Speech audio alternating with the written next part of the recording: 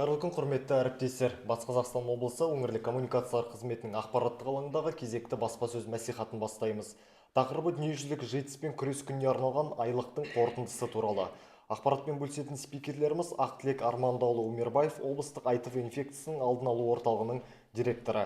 Алмагүл Ақжұманқызы Мантакова, облыстық айтып инфекциясының алдын алу орталығы директорының орынбасары. Ендеше сөз кезегі өздеріңізде. Мархабат. Құрметті Батыс Қазақстан облысының тұрғындары, қайырлы күн. 2025 жылдың 1 желтоқсанында бүкіл әлемде дүниежүзілік житспен күрес күні аталып өтеді. Бұл халықтың айтып инфекциясы туралы хабардарлығын арттыруға, айтыбымен өмір сүретін адамдарды қолдауға, сондай-ақ профилактика бағдарламалары мен емдеуге, қолжетімділікті кеңейтуге бағытталған жаһандық күн. 2025 жылы дүниежүзілік житспен күрес кампаниясы 10 қарашадан 10 желтоқсанға дейін қиындықтардан айтыбға қарсы әрекеттегі өзгерістерге атты тақырыппен өтті. Кампанияның мақсаты елдер мен қауымдастықтардың қол жеткізген прогрессін сақтай отырып, айтыбға қарсы тиімді әрі тұрақты шараларды енгізудің маңыздылығын атап көрсету. Эпидемиологиялық жағдай. 1996 жылдан бері өңірімізде айтып инфекциясының 1192 жағдайы тіркеліп отыр. 2025 жылдың 10 айында 61 жаңа жағдай анықталды. Бұл өткен жылдың сәйкес кезеңімен салыстырғанда 8 жағдайға көп. Бұл ең алдымен анықтау шараларының күшеюіне байланысты. Биыл айтып инфекциясының 42 жағдайы Орал қаласында тіркелсе, облыстың бірқатар аудандарында, Борлы ауданында 6 жағдай, Теректі 4 жағдай, Бәйтерек және Ақжайық аудандарында 2 жағдайдан, Тасқала, Жаңақала, Қазталов және Шыңғырлау аудандарында 1 жағдайдан тіркеліп отыр. Сонымен қатар басқа облыстардан келген адамдардың арасында 1 жағдай анықталды. Жас құрамы бойынша сырқаттанушылық келесідей: балалар мен жасөспірімдер арасында жағдай тіркелмеді. 20-29 жас тобы 7 жағдай. Сырқаттанушылықтың ең жоғары көрсеткіші ол 30-39 жастағылар арасында тіркеліп отыр, 26 жағдай. Бұл топ сырқаттанғандардың саны бойынша жетекші болып отыр. Бұдан әрі 40-49 жастағылар арасында 16 жағдай. Жоғары жастағы адамдарда көрсеткіштер 50-59 жас аралығында 9 жағдай, ал 60 жастағылар және одан жоғары жаста 3 жағдай тіркелген. Осылайша негізгі сырқаттанушылық жүктемесі 30-49 жас аралығындағы еңбекке қабілетті адамдарға тиесілі, үлесі 69% құрайды. Эпидемиология жағдайдың сипаттамасын жалғастыра отырып, анықталған айтып инфекциясы жағдайларының әлеуметтік демографиялық ерекшеліктеріне тоқталғым келеді. Жыныстық құрамы бойынша анықталған жағдайлардың ішінде ер адамдар басым. Олардың саны 41.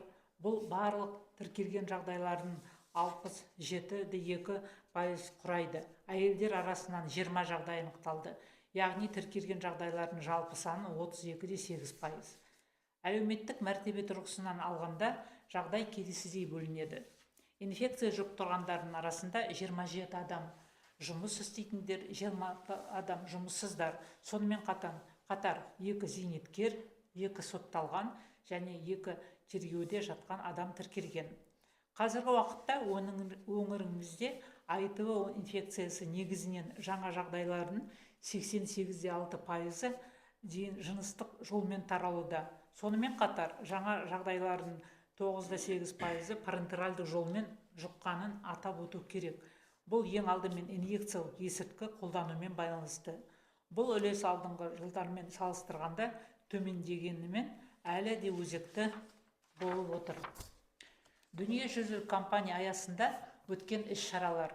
Батыс Қазақстан облысы айтыбын алдын алу және оған қарсы күрес орталығы кампания барысында денсаулыққа жауапты көзқарасты қалыптастыруға және айтыбы мен өмір сүретін адамдарға қатысты стигманы азайтуға бағытталған бірқатар ақпараттық ағартушылық шаралар ұйымдастырылды. АИТВ туралы мифтерді жоққа шығаруға, тұрақты тест тапсыруға, мәдениетін дамытуға және АИТВ мен өмір сүретін жасөспірімдер мен жастарды қолдауға бағытталған ашық диалог форматындағы вечеринка жастар шарасы Жәңгірхан сауда үйі мен Азия Молл сауда ойын сауық орталығында халыққа арналған экспресс-тестілеу акциялары өтті.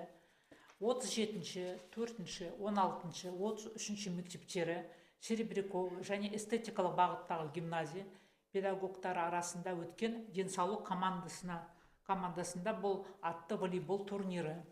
27-ші мектептің жоғары сынып оқушылары арасындағы флешмоб, Махамбет Өтемісов атындағы Батыс Қазақстан университеті және Жаңғырхан атындағы Батыс Қазақстан аграрно-техникалық университетінің жоғары курс студенттермен АИТВ туралы шындық жастарға арналған факт-чек тақырыбындағы кездесулер. Өтемісов атындағы БқУ-да дүниежүзілік жетіспен күрес кампаниясына арналған көркем шығармалар көрмесі. Өңірдегі АИТВ қызметінің дамуы, негізгі көрсеткіштер мен нәтижелер.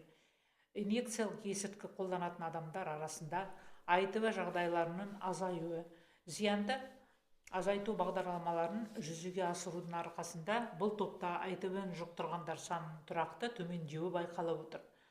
Бағдарламаларға шприцтерді ауыстыру, жеке қорғаныс құралдарын тарату, ақпараттық ағартушылық материалдар беру және түсіндіру жұмыстарын жүргізу кіреді. Қол жеткізілген нәтижелер профилактикалық шаралардың тиімділігін және қызметтерге уақытылы қолжетімділіктің маңыздылығын дәлелдейді. Жүкті әйелдерді 100% қамту, болашақ аналар мен балалардың денсаулығын қорғау мақсатында жүкті әйелдердің барлығы АИТВ-ға міндетті түрде тексеріледі. Өңірдегі қамту деңгейі 100% құрайды. Сондай-ақ олардың жыныстық серіктестері де тексеруден өтеді. Бұл көрсеткіш 90%-тен асып отыр. Бұл ықтимал қауіптерді уақытылы анықтауға және жүктілік пен босанудың қауіпсіз өтуін қамтамасыз етуге мүмкіндік береді. Перинаталдық трансмиссия қаупінің төмендеуі, кешенді профилактикалық шаралар АИТВ-ның анадан балаға берілу қаупін айтарлықтай төмендетуге мүмкіндік береді. 2025 жылы АИТВ мен өмір сүретін әйелдерден туылған 7 бала дені сау диагнозымен есептен шығарылды. Сонымен қатар, соңғы жылдары облысымызда АИТВ-ның тік жолмен берілуінің бірде-бір жағдайы тіркелмеді. Бұл ана мен бала денсаулығын қорғау жүйесінің маңызды жетістігі болып табылады.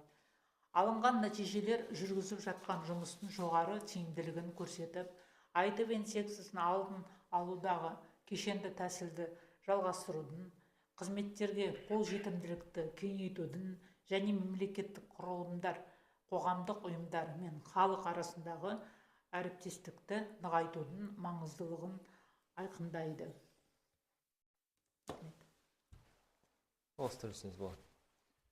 Уважаемые жители Западно-Казахстанской области, 1 декабря 2025 года во всем мире отмечается Всемирный день борьбы со СПИД. Глобальная дата, направленная на повышение осведомленности населения о ВИЧ-инфекции, поддержку людей, живущих с ВИЧ, а также развитие профилактических программ и доступности лечения. В 2025 году Всемирная кампания по борьбе со СПИД прошла с 10 ноября по 10 декабря под темой «От вызовов к преобразованиям в ответе на ВИЧ». Цель кампании – подчеркнуть важность усилий стран и сообществ, направленных на сохранение достигнутого прогресса и внедрение эффективных и устойчивых мер противодействия ВИЧ. Вкратце хочу рассказать об эпидемиологической ситуации в Западно-Казахстанской области. С 1996 года в Западно-Казахстанской области зарегистрировано 1192 случаев ВИЧ-инфекции. За 10 месяцев 2025 года выявлен 61 новый случай. Это на 8 случаев больше, чем за аналогичный период прошлого года, что в первую очередь связано с активизацией мероприятий по выявлению. Случаи ВИЧ-инфекции в текущем году регистрировались не только в городе Уральск, где выявлено 42 случая, ну и в ряде районов области. В Бурлинском районе 6 случаев, в Теректинском 4 случая, в районах Байтерек и Акжаик по 2 случая. По одному случаю зарегистрировано в Таскалинском, Джангалинском, Касталовском и Чингирлауском районах. Также выявлен 1 случай среди жителей других областей. По возрастному составу заболеваемость распределилась следующим образом. Среди детей и подростков случаев ВИЧ-инфекции не зарегистрировано. В группе 20-29 лет отмечено 7 случаев. Наиболее высокая заболеваемость зарегистрирована в возрастной категории 30-39 лет. Это 26 случаев. Эта группа является ведущей по числу заболевших. Далее следует возрастная группа 40-49 лет, в которой выявлено 16 случаев. В старших возрастах показатели ниже. В группе 50-59 лет зарегистрировано 9 случаев, а среди лиц 60 лет и старше 3 случая. Таким образом, основная нагрузка заболеваемости приходится на лиц трудоспособного возраста от 30 до 49 лет. Продолжая характеристику эпидситуации, хотелось бы остановиться на социально-демографических особенностях выявленных случаев ВИЧ-инфекций. По половому составу среди выявленных случаев преобладают мужчины. Их 41 человек, что составляет 67,2%. Женщин выявлено 20, что соответствует 32,8% от общего числа зарегистрированных случаев. Если рассматривать социальный статус, то картина распределяется следующим образом. Среди инфицированных 27 человек работающие, 26 неработающие граждане. Также зарегистрировано 2 пенсионера, 2 осужденных и 2 следственно арестованных. Кроме того, выявлен 1 среди военнослужащих и 1 человек с неустановленным социальным статусом. В настоящее время в нашем регионе ВИЧ-инфекция преимущественно распространяется половым путем. До 88,6% всех новых случаев. Отдельно стоит отметить, что 9,8% новых случаев приходится на парентеральный путь, прежде всего связанный с употреблением инъекционных наркотиков. Несмотря на то, что эта доля снизилась по сравнению с предыдущими годами, проблема продолжает оставаться актуальной. Мероприятия в рамках всемирной кампании областной центр по профилактике и борьбе с ВИЧ Западно-Казахстанской области в период кампании провел ряд информационно-просветительных событий, направленных на формирование ответственного отношения к здоровью и снижению стигмы в отношении людей, живущих с ВИЧ. Это молодежное предприятие «Вечеринка» в формате открытого диалога, направленное на разрушение мифов о ВИЧ, продвижение культуры регулярного тестирования и поддержку подростков и молодежи, живущих с ВИЧ. Акции для населения в торговом доме «Жангирхан» и торгово-развлекательном центре «Азия Молл» с проведением экспресс-тестирования на ВИЧ. Волейбольный турнир «Будь в команде здоровья» среди педагогов школ номер 37, 4, 16, 33, Серебрякова и гимназии эстетического направления. Флешмоб среди старшеклассников средней образовательной школы номер 27, а также встречи со студентами старших вузов Западно-Казахстанского университета имени Махамбета Утемисова и Западно-Казахстанского аграрно-технического университета имени Жангирхана про ВИЧ без страха, факт-чек для молодежи. И выставка художественных работ в Западно-Казахстанском университете имени Махамбета Утемисова, приуроченная к всемирной кампании борьбы со СПИД. Развитие службы ВИЧ в регионе и ключевые показатели и результаты. Это снижение случаев ВИЧ среди людей, употребляющих инъекционные наркотики. Благодаря реализации программ снижения вреда наблюдается устойчивое снижение заболеваемости ВИЧ в этой группе. Программы включают обмен шприцов, обеспечение средствами индивидуальной защиты, раздачу информационно-образовательных материалов и проведение разъяснительной работы. Достигнутые результаты подтверждают эффективность профилактических мероприятий и своевременный доступ к услугам. 100% обследование беременных женщин. В рамках заботы о здоровье будущих мам и детей все беременные женщины проходят обязательное обследование на ВИЧ. Показатель охвата в области составляет 100%. Также обследуются их половые партнеры, охват которых достиг 95%. Это позволяет своевременно выявлять возможные риски и обеспечивать безопасное течение беременности и родов. Снижение риска перинатальной трансмиссии. Комплексные профилактические меры позволяют существенно снизить риск передачи ВИЧ от матери к ребенку. В 2025 году 7 детей, родившихся от женщин с ВИЧ, были сняты с учета с диагнозом «здоров». Более того, в последние годы в Западно-Казахстанской области не зарегистрировано ни одного случая передачи ВИЧ по вертикальному пути, что является важнейшим достижением системы охраны материнского и детского здоровья. Полученные результаты демонстрируют высокую эффективность проводимой работы и подчеркивают важность продолжения комплексного подхода в профилактике ВИЧ-инфекций, расширения доступа к услугам и укрепления партнерства между государственными структурами, общественными организациями и населением.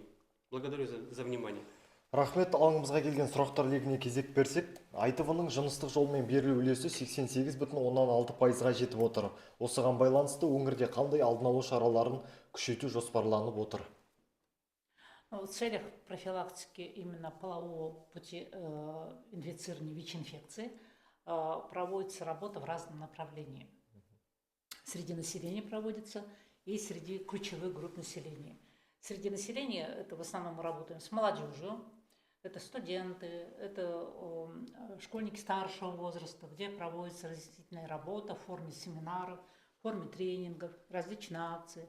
Среди студентов медицинского колледжа, среди студентов университета имени Мухамбета Утемиса у нас мы готовим волонтеров, которые впоследствии тоже помогают нам проводить такие мероприятия. Вторая группа мероприятий – это среди именно ключевых групп населения. К ключевым группам населения относятся у нас 3 основные группы. Это лица, употребляющие инъекционные наркотики. Вторая группа – это работники секса, так называемые. И третья группа – это мужчины, имеющие секс с мужчинами. В целях профилактики полового фактора заражения у нас есть, с ними проводим следующие мероприятия. Это тестирование на ВИЧ-инфекцию, информационно-разъяснительную работу. У нас есть дружественный кабинет на Алматинской 60, куда приглашаются лица из этой группы, и с ним проводится определенная работа. То есть мы их на анонимной добровольной основе обследуем на наличие ВИЧ-инфекции, обследуем на инфекциях, передаваемых половым путем, на вирусные гепатиты и так далее. Им оказывается, там назначается лечение врачом-дерматовенерологом. В дальнейшем по результатам лечения проводится контроль и так далее. Также выдаем раздаточные материалы, это шприцы для профилактики парентеральных путей заражения, презервативы. Это вот основная работа. Келесі сұрағымыз, ITV-ға тест тапсырудан қорқатын немесе бас тартатын адамдармен қалай жұмыс жүргізесіздер? Ну, здесь необходимо сказать, что вообще кто у нас проходит тестирование на наличие ВИЧ-инфекции. Есть приказы Министерства здравоохранения 211, 204, согласно которому утвержден целый контингент. Это лица по клиническим показаниям, порядка 40 клинических показаний, которые по различным диагнозам обследуются на наличие ВИЧ-инфекции. Это на уровне поликлиник, на уровне стационаров. То есть каким-то определенным жалобам, например, я приведу просто несколько примеров. Допустим, туберкулез, это вирусные гепатиты, это опоясывающий лишай, это в течение месяца, если у человека, допустим, диарея и так далее, и так далее. Они обязательно обследуются, и здесь отказов нет, конечно. В стационарах это, если попадает к какими-то тоже тяжелыми заболеваниями, а также перед операцией. Реципиенты перед переливанием крови, после переливания крови. Здесь отказов не бывает. Также следующая группа – это по эпидпоказаниям беременные, обязательно обследуются. Среди них отказов нет. Военнослужащие, допустим, перед устройством на работу. Есть такие работодатели, которые требуют обязательно обследования на ВИЧ-инфекцию. Здесь тоже отказов нет. Где у нас могут быть отказы? Это когда мы обследуем, опять же, ключевые группы населения, которые я выше перечислила, 3 группы. Работники секса, лица, употребляющие инъекционные наркотики, и мужчины, имеющие секс с мужчинами. Мы на уровне наших специалистов профотдела, у нас есть психолог, с ними проводим разъяснительную работу. Называется психосоциальная консультация, где пытаемся убеждать этих людей. Ну, как правило, положительные результаты есть у нас, поэтому они идут на обследование. Рахмет, соңғы сұрағымыз 2026 жылға дейін АИТВ инфекциясының жаңа жағдайларын азайту бойынша қандай нақты индикаторлар жоспарланған? Вообще в работе службы ВИЧ-инфекции есть ряд индикаторов. Самый важный индикатор – это первое удержание распространенности ВИЧ-инфекции среди лиц именно 15-49 лет. Допустим, на 2025 год этот индикатор у нас составил 0,29, а на следующий год 0,33%. Затем важный индикатор – это обследование беременных, охват именно обследованием на ВИЧ-инфекцию беременных женщин. Уже прозвучало в докладе уже 100%. Половых партнеров беременных женщин. Сейчас у нас же в течение нескольких лет этот показатель или индикатор. Затем обязательно охват антиретровирусной терапии всех ВИЧ-инфицированных, которые состоят на учете. То есть всех людей, живущих с ВИЧ, они должны охвачены быть лечением. Теперь также удельный вес парентерального пути передачи, который у нас идет к снижению. Допустим, на текущий год у нас индикатор был 34%, а за 10 месяцев, за 11 месяцев этого года мы имеем индикатор 9,8%. Это основной индикатор. Ендеше рахмет, алаңызға келіп ақпаратпен бөліскендеріңіз үшін алғыс айтамыз. Алдағы жұмыстарыңызға сәттілік тілейміз. Осымен брифингімізді аяқтаймыз. Аман, сау болыңыздар.